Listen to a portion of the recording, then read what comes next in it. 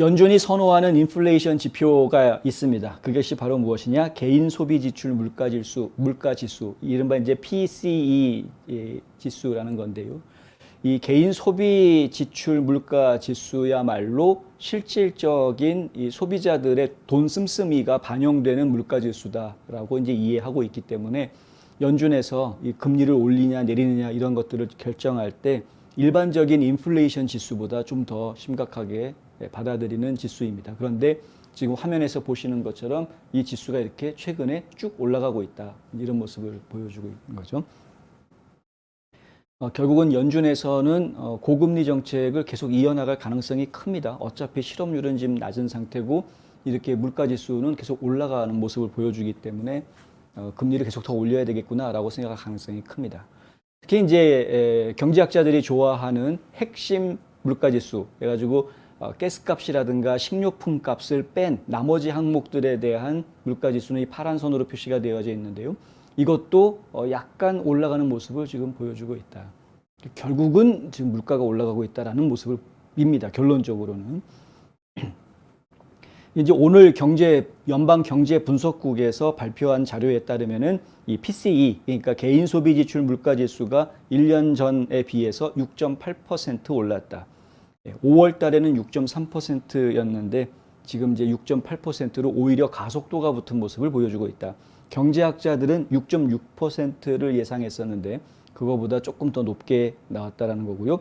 이 6.8%라는 전년 대비 6.8%라는 이 PCE 상승 수치는 1982년 1월 이후 가장 큰 상승폭이다. 이렇게 이야기하고 있습니다. 지금 가장 크다라고 이야기하고 있고요. 지금 물가가 지금 보시면 아시겠지만은 2020년도에 팬데믹이 터졌던 2월, 3월 사이에 갑자기 쭉 올라가고 나서 그 다음부터 계속해서 스물스물 그나마 트럼프가 팬데믹을 처리하고 있을 때는 어쩔 수 없이 올라갔던 그 기간을 빼고 나면 이때는 이제 다 셧다운 했었기 때문에 가격이 많이 올라갈 수밖에 없었죠. 근데 이때 이후에는 스물스물 올라가는 모습을 보였습니다. 그러니까 굉장히 트럼프가 경제 정책을 잘하는 사람이었던 건 분명하고요. 그런데 바이든이 취임한 1월 달 이후에 이게 점점 이게 이제 달라지는 모습을 보여주고 있는데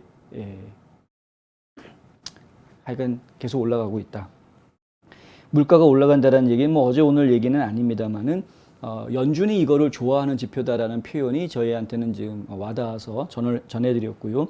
아까 말씀드린 대로 결국에는 지금 금리를 더 올리는 작업들이 진행이 될 가능성으로 지금 비춰진다. 9월 달에, 이제는 9월 달에 FOMC 회의가 열리는데 연준에서 9월 달 되면 다시 한번 금리를 올리는 결정을 할 때 과연 0.25% 올리는 것으로 끝낼지 아니면은 자이언트 스텝 이런 걸 또 다시 밟게 될지 이건 저희가 지금 지켜봐야 될 요소입니다. 지금 시장에서는 아직 뭐 시간이 많이 남아 있기 때문에 지금 미리 그렇게 예측할 게 적당치는 않지만 아마도 0.5% 정도 올리는 선이 되지 않을까라는 이야기가 지금 조심스럽게 나오고 있고요. 0.25% 올리는 선이 된다 그러면 매우 긍정적인 신호일 것 같다라는 이야기도 나오고 있습니다만 그때 가봐야 알죠. 연준 관계자들은 고용 비용 상승이 인플레이션이 경제에 고착화되는 지표라고 보고 이 수치를 예의주시하고 있다라는 보도도 나와 있는데요. 그러니까 지금 이제 인건비가 올라가는 부분을 상당히 예의주시하고 있다는 겁니다. 전에도 이 실업률에 대해서 저희가 오해하지 말아야 된다. 실업률을 해석하는 방법이 완전히 다른 두 가지 방법이 있다라고 말씀을 드린 적이 있었죠.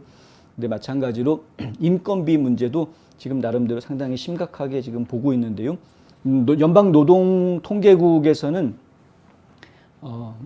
민간 근로자의 인건비들에 대해서 이렇게 통계를 내놨습니다. 2022년 2분기에 컴펜세이션은 1.3% 늘어났고 임금과 급여는 1.4% 늘어났고 복리후생비는 1.2% 늘어났다. 이렇게 이야기하고 있습니다. 이게 1년 전과 비교하면은 5.1% 상승한 거다라는 이야기가 나옵니다.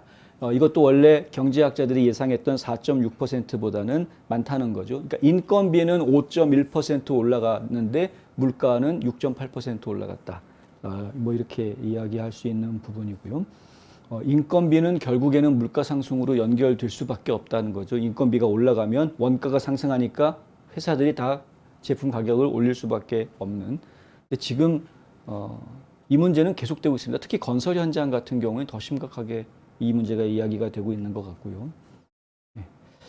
하여튼 경제에 대해서는 계속 안 좋은 소식들이 있으니까 저희가 좀 지혜롭게 재테크 하셔야 되겠다는 말씀 다시 한번 드립니다.